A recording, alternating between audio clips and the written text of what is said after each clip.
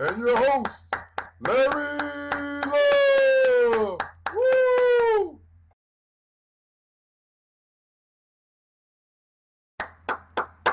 Thank you. I'm your host, Larry Love. Thank you. Welcome to the show. Welcome back. Well, we were in the midst of discussing the best strategies for special ed students in a classroom setting. Dr. Browns discussed the importance of co-teaching, which discussed collaboration amongst the children.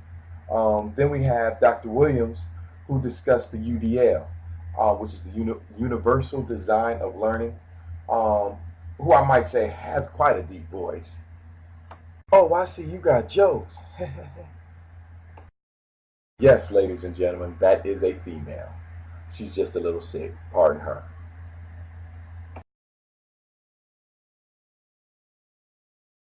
Well, Mr. Love, thank you for giving me this opportunity to show why differentiation is the best.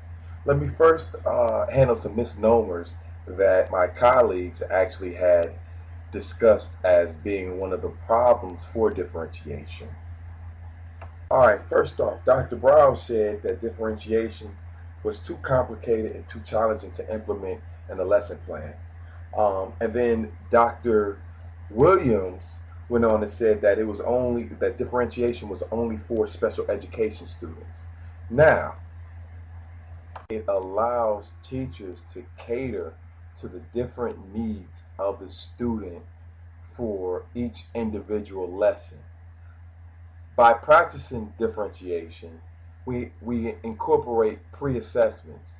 Those pre-assessments determine exactly where the student is. Okay, that's very interesting. So when you use this pre-assessment, how would you use a pre-assessment to assess students with learning disabilities? That's a great question, Love. The assessments could be a variety of tools. It could be creating a story, creating a poem, a picture with a story behind it.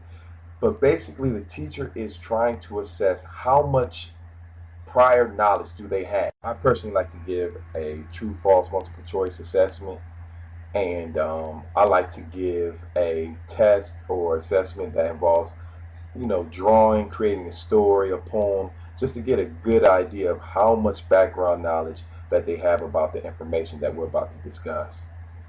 So now that you got all the information together, what makes the differentiation strategy more conducive than the UDL and the cooperative learning strategies?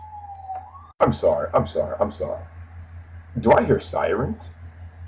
Yeah, them are sirens. But anyways, to answer your question, when you first have an understanding of where the students are experiencing their troubles, it's easier to diagnose how to teach the students. Differentiation allows for inclusion of students with learning disabilities in the general education population.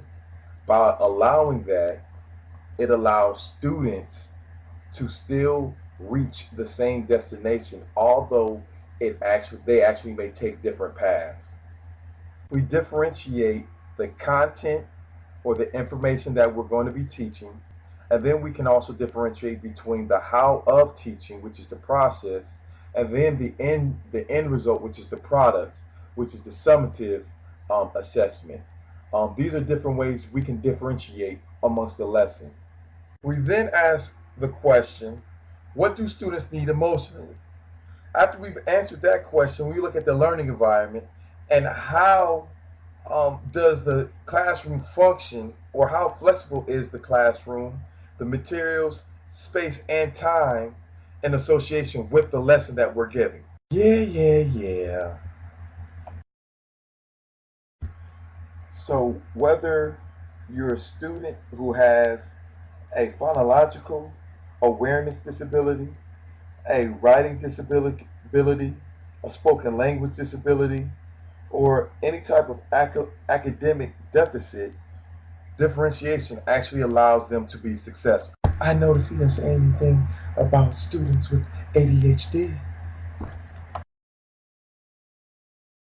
And so, what do you have in response to that comment?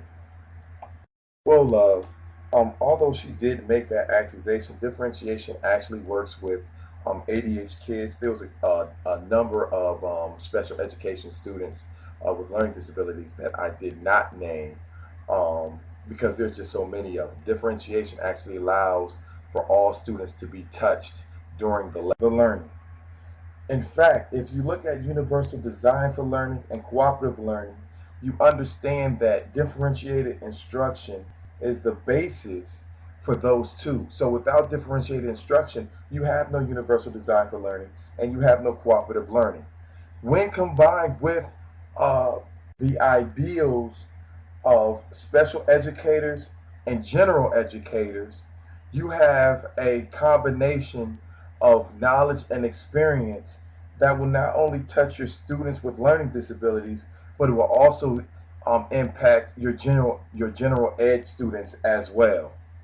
Wow, that's pretty powerful. So what you're telling me is, by practicing differentiated instruction, if I'm a special educator or a general educator, I will not ostracize any student by implementing this strategy within the lesson.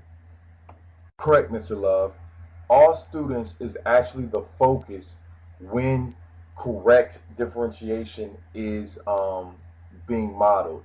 In fact, all students will have a disability in the classroom depending on the lesson. Differentiation allows for the growth of all students. All right, well, there you have it.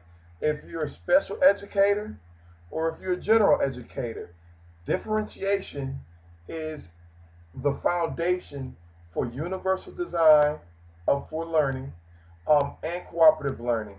So if you're trying to become a better educator, take the concepts of differentiated instruction, apply them to your lesson, and apply them to your environment.